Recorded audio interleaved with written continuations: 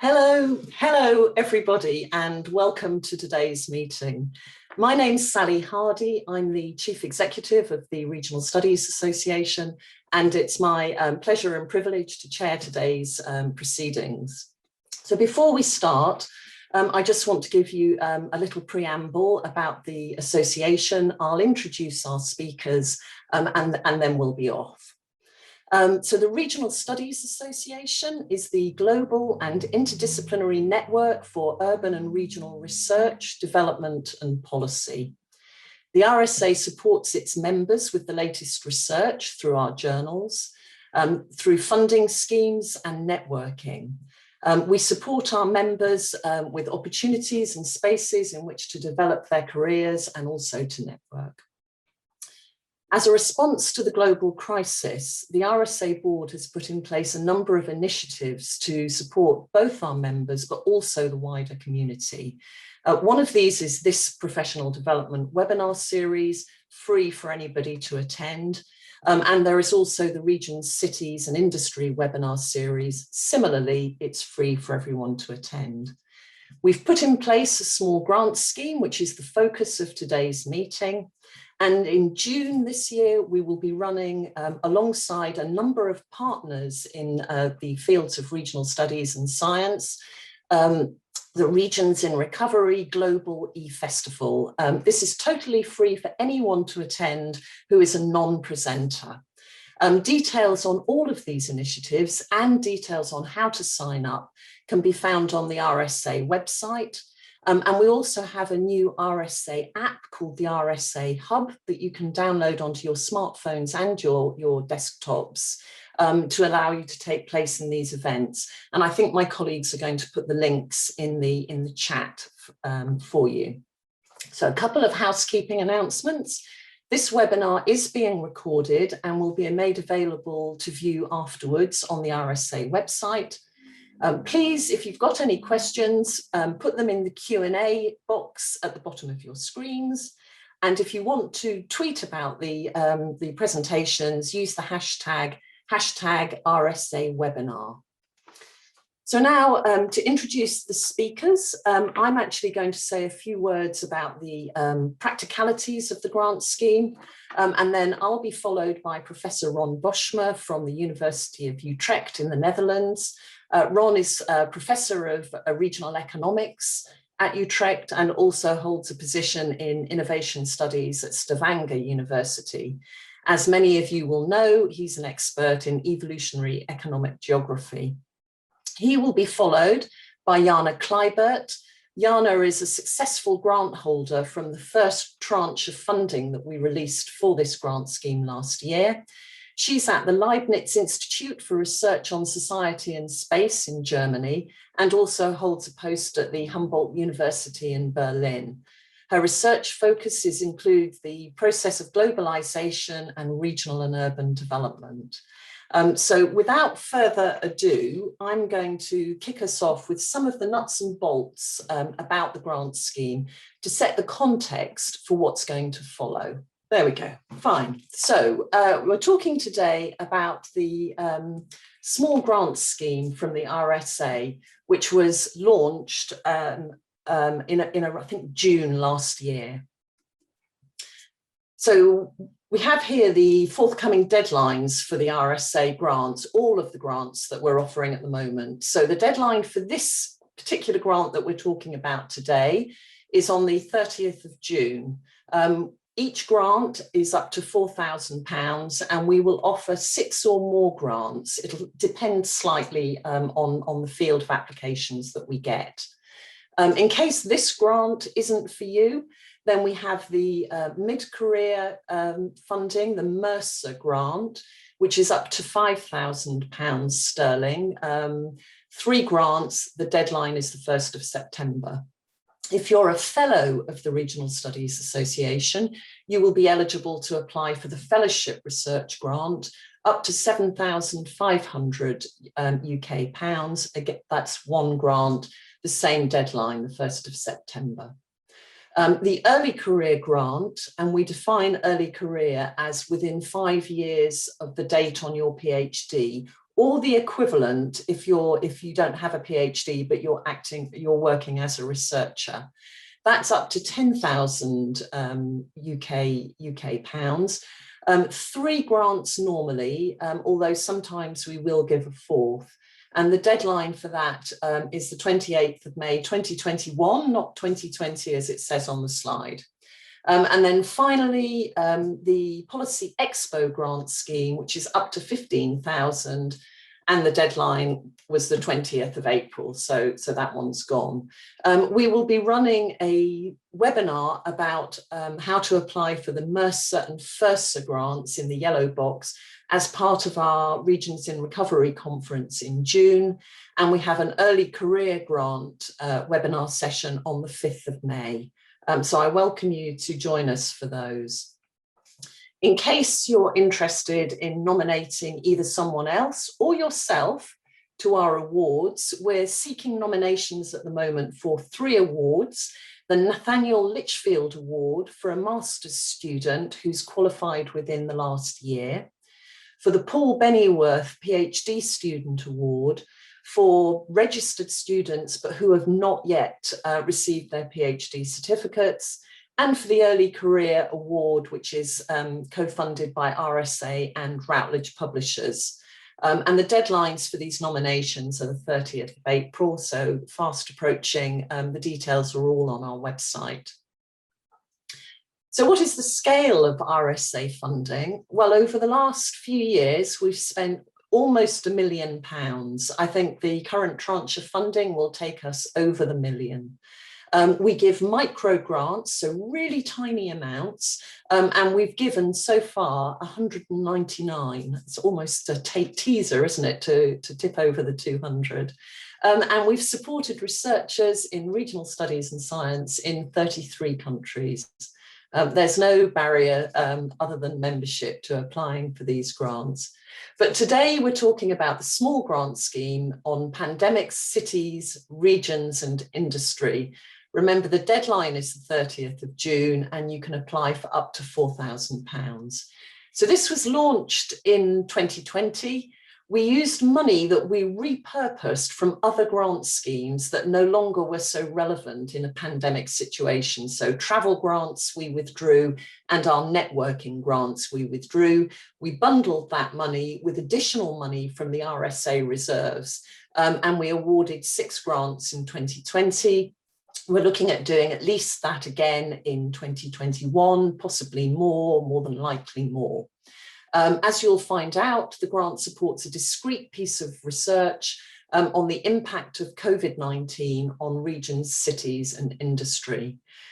You're not restricted in the way in which you apply, so it could cover economic, environmental, social, political or cultural aspects, and also behavioural and or technological change. So it's a broad field that's open. You could address conceptual, methodological, empirical or policy impacts of COVID. And the topics could be relevant to specific countries, regions or cities, provided that there are wider implications for global audiences. So there has to be some resonance outside the area of work or case study that you're going to examine. So this grant scheme is open to single applicants and to teams of researchers. All applicants must be based within a higher education institution. All applicants must be an individual member of the Regional Studies Association. So everybody must be a member at the point at which you apply for the funding and for the duration of the grant. If you're applying as part of a team, we very strongly encourage you to include an early career researcher. And that is part of our commitment to capacity building and to nurturing the career of either researchers that are new to research or that are just young and starting their careers. The award duration is normally up to 9 months, and we do make some reporting conditions which apply.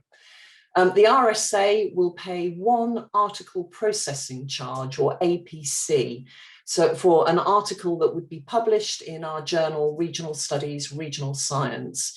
So this would enable the article to be free for anybody to read anywhere in the world who has an internet connection.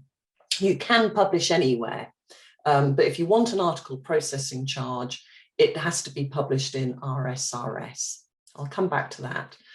I'm just scanning down here. I think most of these awards, most of these conditions we've covered. Yeah, I think the only one that we haven't covered is that if you're an RSA member and you're already holding an RSA research grant, you will not be eligible to apply. So in the interests of giving the money as broadly as we can, we allow members only to hold one grant at a time. And the full terms and conditions governing the grant are available in our handbook. And I just close with this slide, which shows the 6 projects that we funded last year. And you can see that people came from a number of different countries, from the United States, from Italy, from the UK, from Denmark, from Germany. So we hope in the next round that we'll be able to keep that geographical spread, preferably to globalize it, and similarly to keep a wide range of topics so that we begin to touch on the various impacts of COVID on our regions and cities. And I think with that, I will close this part of the webinar and turn instead to Ron Boschma. Ron, if I stop sharing, perhaps you would like to share your screen and take over. In introducing Ron, I should explain that he's here because he's the chair of our research committee, which has about 25 senior and mid-career researchers from around the globe who make the assessments of the many applications that we get in a year. Ron, over to you. Okay, thank you very much, Sally, and I'm very pleased to be part of this event and to participate in this. As Sally said, I'm heavily involved in this type of applications procedure at the Regional Studies Association, and we are always very pleased to see many new proposals coming in. And for sure, this small grant scheme that we are talking about today is really very prominent among all the grant schemes that we have and provide through the RCA. What I would like to discuss a bit is more in general about the application process and also what could be some good things to think about before you apply. I think what's always very relevant and you have to be very much aware of is that it all starts, of course, with a good idea. So this is a grant scheme that is very much focused on COVID-19 and the impact of COVID-19. But as Sally already said, it can include many dimensions, right? It can be political, economic, cultural dimensions, etc., etc. So in a sense, it's also quite broad, connected to the specific theme of COVID-19. So you should really think carefully about having a good idea on that and make sure that you read the call text very thoroughly. So follow the guidelines and the instructions so you're sure that you're eligible and that you're within the call text with respect to this specific grant scheme. So it's always, I think, very good when you prepare yourself and when you think about submitting a proposal that you take into account the evaluation criteria, right? So all the proposals will be assessed by a team of experts in our field, and they will have certain criteria in mind on which those proposals will be evaluated. So it's always very good to make sure that you look into the call, what kind of criteria are applied. I already said a bit about who will evaluate. We have a team of experts that are all part of our research committee. They're not necessarily experts in your field of research, and they're not necessarily expert on COVID-19 research. So always take that into account. So don't write a proposal in a very detailed manner in the sense that you should take for granted all kinds of issues that you do not explain in your proposal. Make sure that you explain well in a very simple terms what your proposal is about, because I think it is very highly relevant to get a good assessment. Start early. I think that's always for every grant preparation important, but especially for this one. It always takes more time than you anticipated. So don't start a few days before the deadline, but really think carefully about this already months before, and try to develop your ideas over time. When you do so, try to involve others. Right? There are many other colleagues and experts that you might wish to contact that can provide feedback on your ideas, on drafts of the proposal, and I think it's crucial in order to get a high quality proposal. And make sure you get in contact with your research support office in your own organizations, because they're always very qualified people that can help you preparing this proposal. And make sure that you also get in contact with the administration of your organization, because they can help you with all kinds of administrative issues, making the budget, etc., etc. If possible, try to get access to winning applications from previous calls, or get in contact with previous winners, because they have done a good job. They got the grant in the end, so they know how to write such a proposal. So that could be very essential information. When writing the grant proposal, be very clear on the idea that you want to develop. So the novelty of the idea is, of course, quite essential. And so, as you know, there are many research initiatives looking at COVID-19. You can read it almost on a daily basis now. So make sure that your idea stands out, and it also contributes to the further understanding of this exciting research topic. So make sure that you always try to summarize state of the art. So make sure that you cite the most relevant literature, what have been so far the main findings, and how you will contribute to that. What kind of novelty will you bring on the table when doing research on this particular topic? So explain how you go beyond the state of the art. This is crucial in every application, but it also applies to this particular grant scheme. Be very clear and present objectives in a very realistic way, or at least formulate them in a very realistic way. Be very clear on that, and try to put it in as simple language as possible.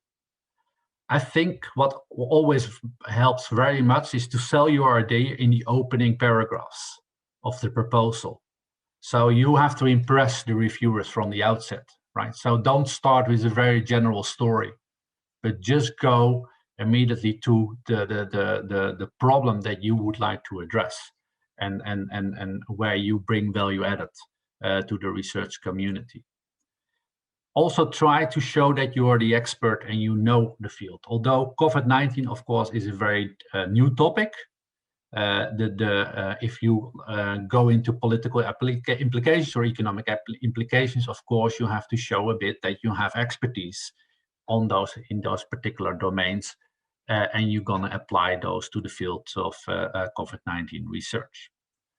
Also important, I think, is that you should never oversell in a project, right? Don't be too ambitious. That's for sure. This is also a small grant scheme, right? So you cannot cover everything. You cannot make your life. You cannot come up with a very ambitious research that will cover every aspect of COVID-19. That is not what this grant scheme is for.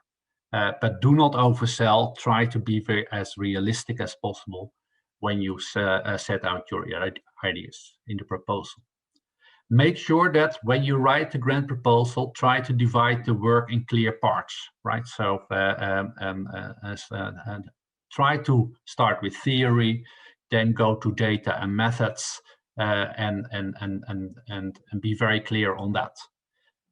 Use very accessible language, which is easy to read and to the point, right? This is, I think, very important. Be consistent throughout the proposal. And sometimes there are proposals that start with something and then they end with something very different. So be very consistent in the proposal, because that will convince the reviewers. Make a feasible and very realistic work plan. Of course, given the available time and resources. So again, you cannot do everything in a grant scheme like this. It's a small grant scheme, so make sure that the objectives you strive for are realistic and can be done within the time available and within the resources that are available to you.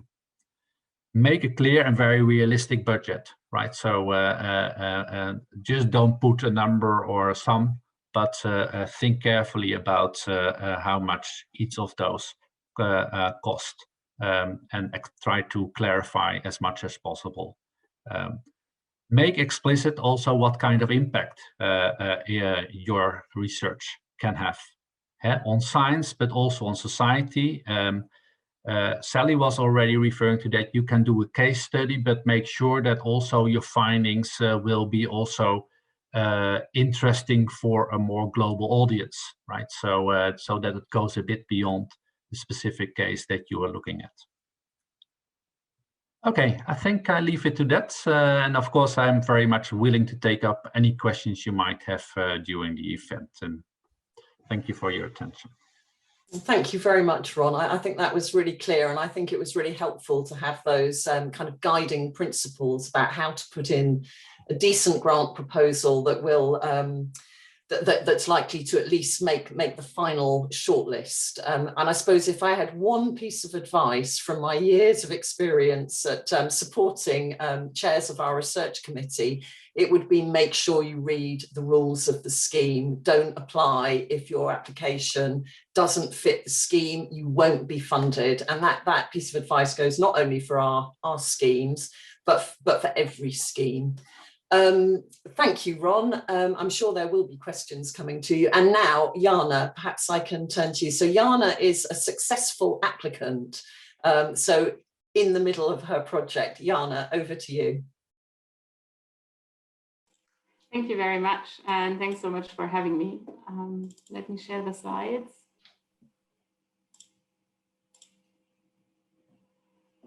I hope you can see the slides now. Yeah.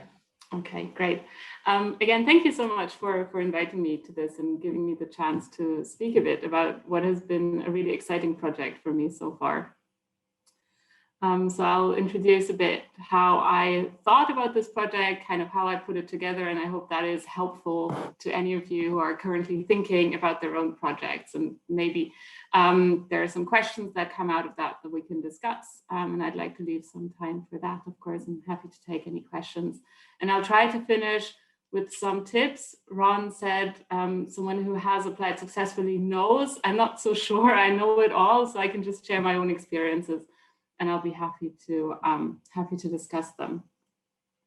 So my project is titled International Higher Education in Crisis, COVID-19 Impacts and Strategies. And so it is based on the idea, sort of taking a slightly broader idea and thinking of COVID-19 as a crisis to globalization, and one of many crises to globalization that we are seeing. And so there is a discussion, is there now, do we see an end of globalization?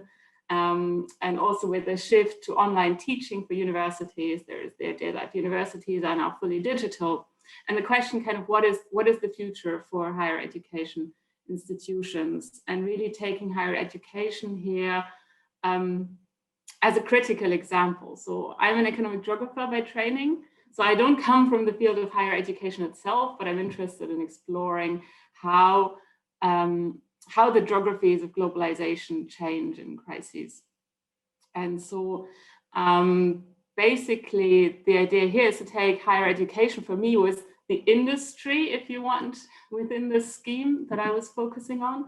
So looking at higher education really as a globalizing economic sector, which is quite different. There's many ways how to think about higher education, and I'm not saying it should be seen as an industry, but just what do we learn if we focus on it in this particular way. And so this project builds on top of an existing project that I lead that looks at transnational universities and offshore campuses. And so this has been a project that I've been involved in since 2018, and where we mapped the global geographies of transnational universities. So understanding, where do universities set up branch campuses? Why do they set up in the specific places they go to? And so we started mapping them, and out of that came a report where we identify close to 500 of such offshore campuses. So to me, that was very surprising, because I mean, we all know probably of a handful of these kinds of institutions, like the University of Nottingham with its campus in China and Malaysia. But we actually ended up with quite a diverse group of institutions, quite a heterogeneous group of institutions worldwide. And so now, to me, the question was really, what is the effect on the globalization processes that I'm studying, looking at these universities now with COVID-19? And reading sort of news articles about it, there were kind of two very distinct stories. And one said that offshore campuses are probably more negatively, more severely affected by this, because they, even more than regular universities, let's say, they rely on physical mobilities. So they often draw in international students, they often draw in international faculty, often flying faculty, who fly in and out every 2 weeks. You can imagine these models come under increasing stress in times of COVID. However, we also read reports that were arguing that those institutions that have a network of different offshore campuses were in the position to use those and thereby mitigate some of the consequences of travel restrictions and rechanneling, rerouting students. And so for them, it was seen as a kind of insurance policy through this geographic switching. So you could teach students, let's say, in a different location, where maybe campuses were allowed to be open.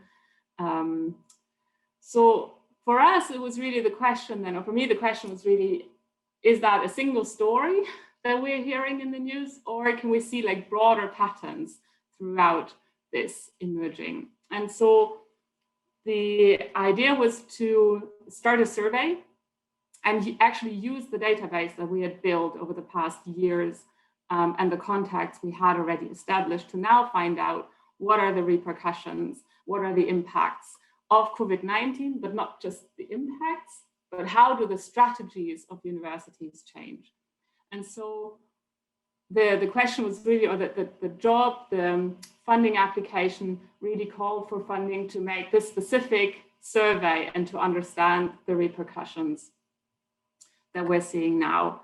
So £4,000, €4,500 in my currency is not actually a lot of money. So you have to think quite strategically and quite carefully about what is it that you can actually do with this funding. And I would also recommend that you speak with your institution first, because there are some institutions that, because there's no overhead attached, and so you really want to check first whether your institution, how receptive they are to this idea, whether they support you in this. So my institution was very supportive because they could see how this would tie into broader research interests and how that would be a very strategic thing to use also for future applications. But really make sure you get their support. And so I also got their support for calculating the budget, because even if it's a small sum of money, it needs to be correct. So what we use the money for is the online survey. So we used a tool, a SurveyMonkey, which is not very expensive, but it requires a separate license to run the survey, which was a very small part of the money. And the large part of the money we actually used to get a student assistant, and her name is Anna-Sophie Kagel, and you can see her on the picture now. And this has been the best thing the grant has given us, really, because she has been extremely helpful with the setting up of the survey, with sending out the emails, with helping to analyze the results and really going through the process of operating such a huge online survey. So that has been a key thing for organizing this project, really. We ran the survey, so we approached the close to 500 campus managers we had in our database. And one thing Anna-Sophie did was also checking all the contact details again and again. And there were a large number of institutions where we couldn't get personalized email addresses. So in the end, we did send out emails even to those institutions, but there was hardly any return. However, for all the other ones, we sent personalized messages, which was sort of very administrative heavy workload, but it enabled us to get what I think is a fairly high response rate for an online survey. So we got a 14% response rate and these are campus managers was the target group. And we could also see that the geographies it's a small sample in total numbers, but we could see that the geographies that are reflected overlap with the geographies we identified within our report. So it's hard to generalize from these findings too much, but I do think that the sample we have is kind of does reflect the types of actors we identified previously in the field. So I can share with you now some of the first results. We're still very much in the process of actually analyzing the data. So the first things I can share with you, which are just really still fresh, is on the impact of offshore campuses. And I'll keep this very short. This is like one slide of presenting the results, and then I'll end with some suggestions or some things maybe we can discuss, some tips. So the first results are that actually most offshore campuses, independent of where they were located, indicate they were strongly or very strongly affected by the pandemic. So this is probably not very surprising, but it does show, of course, that the impact felt by these institutions were huge. And 74% also said they didn't get any financial assistance, neither from the universities that they're connected to, nor from the states that they're located in. So you could see that the impact was quite severe on them. The strategies, which is probably the most interesting part then to focus on, how are branch campuses now used by their institutions? We could see that there was an overwhelming shift towards recruiting a different type of student than previously. So whereas a lot of offshore campuses were also set up with the intention to enable international mobilities, also from the home campuses towards other locations, now the recruitment was focused on recruiting domestic students rather than international students for more than 2/3 of all institutions. We could see the story reflecting that these institutions, these offshore campuses, actually enabled geographic shifting as well, because about close to 1/3 of the institutions said that they taught students who would otherwise have enrolled, or who were supposed to be enrolled at the mother campus, but who couldn't actually go there. So usually the university would not have had access to these students, but because they were then able to be taught at the branch campus, this kind of enabled, if you want, business continuity in a sense for these institutions. And of course, higher education is much more than just another global service industry, but I think this makes it interesting to reflect about how do other multinational corporations maybe view their foreign subsidiaries, and what can we think about, like how can we think about the future of globalization in that regard. Interestingly and quite surprisingly, I think we could see that about 1/3 believed their relevance towards the mother institution had increased throughout the pandemic, whereas only 4% thought it had fallen. So I think we need more data on that, of course, but there might be sort of not the idea that these institutions will be closed in the pandemic. There's other worries, and now these offshore campuses are really dispensable units, but rather that their value towards the entire organization has increased. And interestingly, the future outlook that we get from this survey is really highly optimistic. So 93% of all campus managers we surveyed believe their institutions are either resilient or highly resilient towards shocks, sudden shocks such as the COVID-19 pandemic. Even the ones that stated they were highly affected by the pandemic. And more than half believe they also increased the resilience of their mother institution in the medium and long term. In our previous report, so that's prior to the COVID-19 pandemic, we saw lots of campus closures. And so I was thinking that maybe we could see a decrease of offshore campuses in total, that this wasn't the model for the future. But from those we surveyed, a large number said they will remain open for at least another 5 years. So their outlook on the future of their operations is fairly positive. Now, we're still in the process of analyzing the data, and we'll have a talk. I'll give a talk at the Regional Studies Association Regions in Recovery eFestival, and hopefully then I can share a bit more information with you about how different places are actually affected. So do we see differences between, let's say, Dubai and Singapore within this emerging? But this is not the topic of the day. The topic of today is really how to write a grant application. And I hope this has been somewhat useful in kind of showing, explaining, making explicit how I approached it and how I went through it.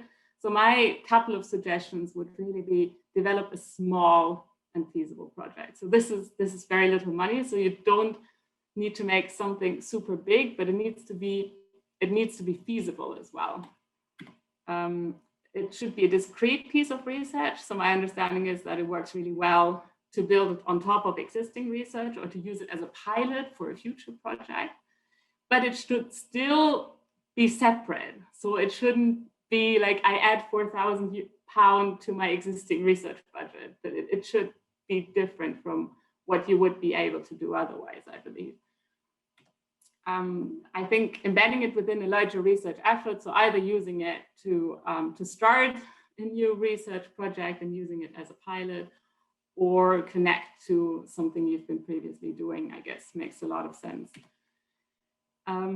This was the shortest grant application I've ever written. So it is also written very fast, but writing a very short application can be extremely difficult as well. So I know this will be put in kind of an online form, and to me, I really need to write it in Word and see it and revise it a couple of times before that.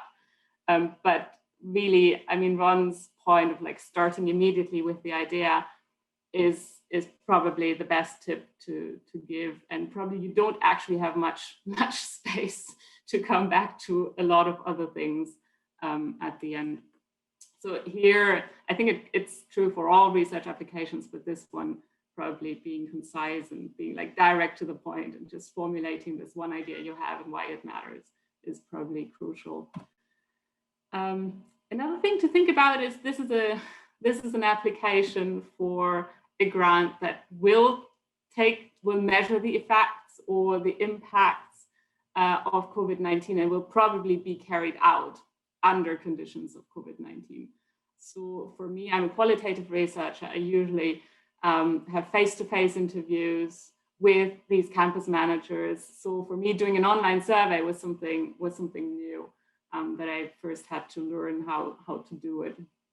But really, like, think about what repercussions does it have, the fact that we are still in times of COVID-19 when you carry out this research. And then one final thing I would recommend is really make sure of the entire RSA infrastructure, because with this project, because there is the APC that you can get for publishing in regional studies journals, for instance, that can be used for, but just also thinking of the journals, the conferences that are organized, the blogs that are an opportunity to share your results. So, I mean, I think it's useful to think about that right in the beginning when you think through your output strategy. That can be helpful, and make sure that the impact that you promise can actually be delivered with your research. That's it from my side. Thank you, and I wish you good luck with your applications. Oh, thank you very much, Jana. That was really interesting, and I was a little surprised by the 500 branch campuses. Although I suppose one shouldn't be in these current times in higher education. I just want to make one comment on what you said about the shortness of the application form, and quite a few people have praised the association. What we've tried to do is to keep the application form short and simple to complete, because it's only very small amounts of money. We don't need 30 pages to assess to give £4,000 or €4,500. Yeah, I'm sure it does make a challenge for academics that are used to writing at great length. But yeah, I think the effort is in proportion with the amount of money that can be won for a successful application. But of course, if anyone goes through the application process and disagrees with me, you have only to email me. We are always in listening mode here. Now, I hold a list of 6 questions, some of which have come up on the Q&A and 1 or 2 in the chat, and I've got a couple in my hand. So I'm going to start with one that I hold in my hand, which I'm addressing to Ron, which is around feedback. In the event that I apply for a grant and I'm unsuccessful, can I expect feedback on that grant? I wish we could, because I know that when I apply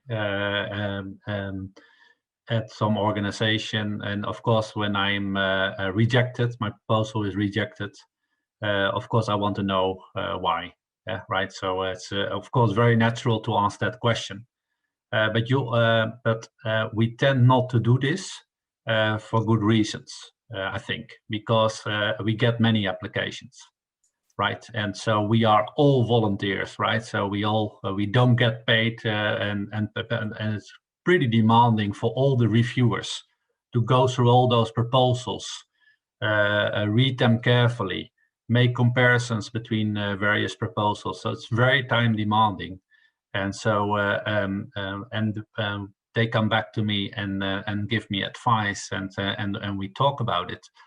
So that takes a lot of time already. So if we still also have to write detailed feedback on every proposal, that would really take much time. Of course, I think why people would not get the money is mostly because they did not really follow the guidelines. It was not just part of the grant scheme. It was on something else, or slightly on something else. But in the end, it could also be that there are just better applications than yours. So there's not always a very good reason why you are rejected, because there were just other better applications, right? So in that sense, that is always a bit difficult to communicate as well, at the same time.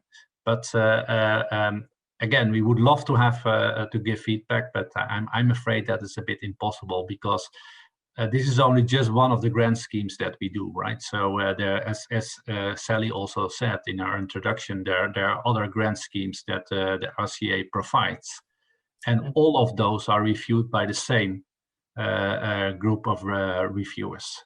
So it's very time demanding. So I think, yeah, this is the situation, I'm afraid. Yeah. Thank you. I hope our friends in the audience will understand the reasons for that, and certainly the community owes a debt of gratitude to the very many people that provide referees' comments and who sit on our boards and committees. All of it is unpaid, and we are really grateful.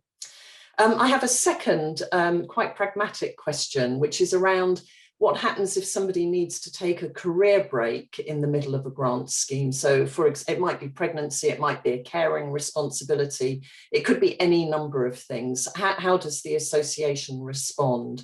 Perhaps I could direct that also to Ron. Yes, of course, those things happen, right? So, and of course, we will take those requests into account in a very serious manner. So, of course, there are always possibilities to extend in that respect, but not too long, right? So it should be within a reasonable amount of time. If people also change institution, we will make that possible, but on one condition. Of course, the new institution should also accept the terms of agreement of the scheme, and of course, the institution that is left behind should also accept that and agree on that. So I think that is the only precondition in this particular case that we take into account. Yeah, thank you. I mean, I think the general message is the association is here to support its members, and any reasonable request will be reasonably responded to. We have some things that we cannot be flexible about, and one of those is that you must be in a higher education institution. That is absolute, and it's required under our own rules and regulations. So yeah, we can't be flexible about that, but most other things we'll do our very best. I've had a question from Gabriel Sylvester about whether one can apply for 2 grants at the same time. And the answer to that is yes, you can apply for 2 grants, but in the event, you will only get 1 grant. So if you were to be awarded both, you would have to decide which to take, and the other one is forfeit. So you can't do one and then do the other. That's not how it works. So yeah, no problem if you want to make the effort to apply for both. Our reviewers and research committee will certainly assess them, but you can only hold one. And then there is a time period which has to elapse before you're eligible to hold another grant. And the reason for that is it stops some researchers just serially taking the money, and it means that more people in our community can benefit from the funding that we have available. So I hope that helps. One question that Jana raised, and thank you for raising it, was around what happens if your institution isn't willing to process such a small grant.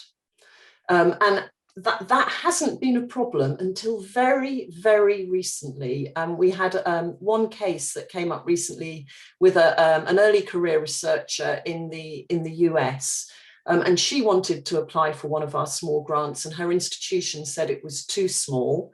The normal rule here is that we will write as an association to the research office of the institution. We'll make one intervention on your behalf to try and persuade the university to allow the grant funding to go through the higher education institution.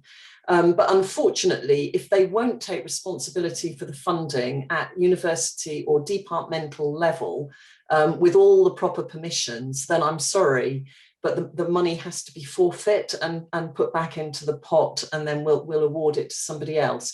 But we will do our very best to try and get the institution to accept it, and we will point out that institutions should support their early career researchers, and that these small amounts of funding are career building. So you give a small amount to an early career, and then they get a larger amount off the back of it. I think that was the point you were trying to make, Jana, about linking your research to another project or as a pilot. Okay, another question that I have is, what happens if I want to publish somewhere other than regional studies, regional science? which is our gold open access journal? The answer to that is it's absolutely fine. We do not prescribe where you need to publish, but if you want to benefit from the article processing charge, then that's where you need to publish. So we'll cover it in our own journal, but you may publish absolutely anywhere, and we will do whatever we can in terms of article marketing, provided you tell us what's coming out and in which journal it's coming out. So we will support. I have a question now coming to Ron, and then I have another question for Jana. So the question, there's a question on the criteria, Ron. So teaching or research buyout, but is okay. You can have, that's an eligible funding. Payment to the principal researcher in lieu of salary is not. And the question is, if I hold a part-time post, so we can't buy ourselves out of teaching, what happens if we need research time or money to run the piece of research? That's a difficult one. Thank you. Yeah. Of course, I think that you have to remind that this is a very small grant scheme, right? So it's maximum £4,000. So even if you have a part-time post, I guess that that are always tasks that are allocated to that particular post that you could include in the proposal, and you can buy yourself out of that particular task using this particular grant. But I'm not so sure if that might not still be sufficient. Any views on that, Sally? I'm not so sure. I think we won't pay salary. No. It is a difficult position. We will pay for research assistance, but the money is not there to pay the principal researcher. I'm afraid that's a rule in the scheme. No. So if we move to another question, I have a general question that I would like to close with, and I would like to put to Jana. I see that Pablo has put another question in the Q&A. When do we need to become a member of the Regional Studies Association? And the answer to that is before you submit the application. And then having become a member, you need to remain a member all through the period of the grant until the reporting from the grant is over. So this is not a dip in, dip out. We really want you to engage with the association, to become a part of our wider community. And in return for your commitment to us, we will make the commitment to you of giving you the funding and then supporting the work that you publish afterwards by doing some social media around it and so on. So this is a give and take process. You join, you participate, and you benefit from being part of the community. And on that point, I would ask all of our participants to have a look at the website, to look at membership. You might be very surprised at how inexpensive membership is. We price both by career stage, so students, early careers, kind of people in the middle, and then the retired. And then we also price by geography. So we divide the world into 4 bands, and then the prices go 100%, 75%, 50%, 25%. So you can end up paying very little for what is essentially the full value of the membership. So I encourage you to have a look at the website, and perhaps one of my colleagues, one of my colleagues has already done that on the chat scheme. So thank you for that. I see my colleague Clara is asking to answer questions live. Clara, could you confirm in the chat that you would like to do that to me? But in the meantime, I'd like to ask a question of Jana and then Ron Boschma, which is, once you've started the grant, what are the common problems in running these really small, quick pieces of research? What are the sticking points? Is it easy to do? Is it easy to get a publication out of it? How do you organize yourself? Jana. That's a good question. I guess I'm an optimistic person. So I always underestimate the time it takes to get processes started. So for instance, I mentioned Anne-Sophie Kagel as the perfect research assistant, but in order to get her, we first needed to put up a vacancy. We needed to have a committee to look at applications. And so every step of the process, of course, takes a while, but I don't think this is a particular challenge for the small grant. So I felt in terms of just organizationally starting it, it was very easy and straightforward. And I think the point of talking with your organization that we already discussed earlier, I think is also very important in that, because if you have their buy-in and everyone's on board, and I mean, with my institution, everyone was happy that we got the grant and we were able to do this kind of research now. So then also they are aware by the time, like for us, we have a procedure. If we want to apply for grants, we need to get permission.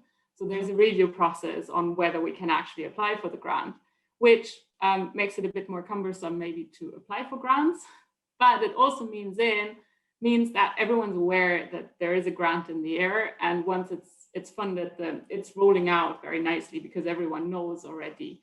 The budget has already been sort of pre-planned, and then the steps go very easily. So I think that helps, and that makes it smoother also for smaller grants. I think the benefit of this grant is really that it is fast.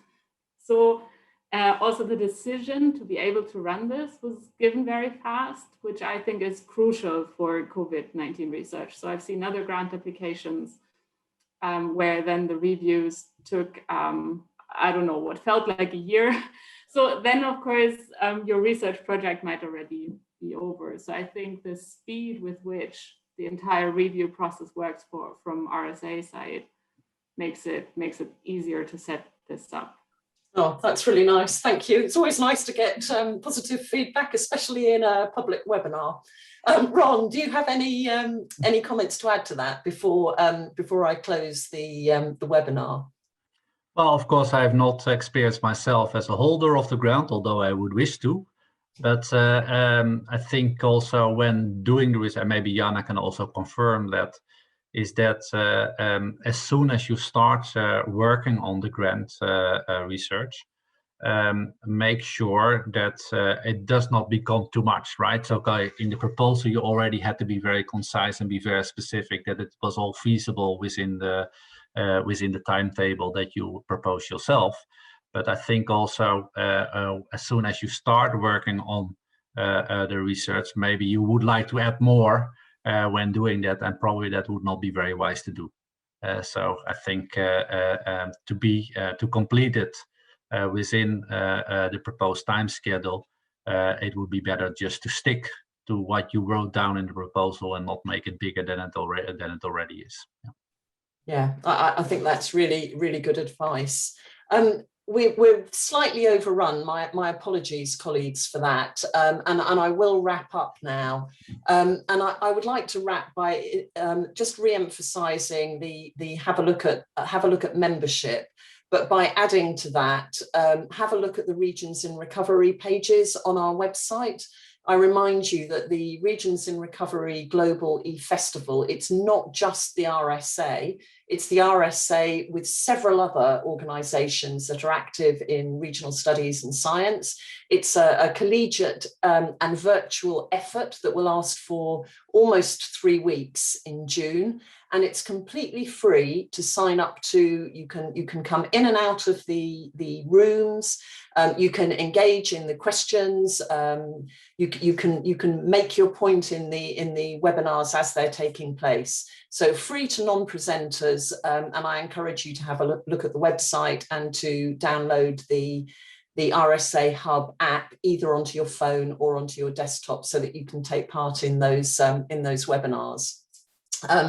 Then I would like to thank very, very much our two amazing speakers, Ron Boschma and Jana Kleibert. You've been very generous in the preparation time for this and in sharing what you know with us, and we're very grateful for that. I'd like to thank my colleagues in the RSA who do all the heavy lifting behind the scenes and do it very expertly. Thank you very much to you. And finally, I'd like to thank all the people who are out there in the ether who have put their questions and who have joined us for today's webinar. It's been great fun, and I look forward to seeing you at our future webinars and at Regions in Recovery. Thanks very much indeed, and goodbye.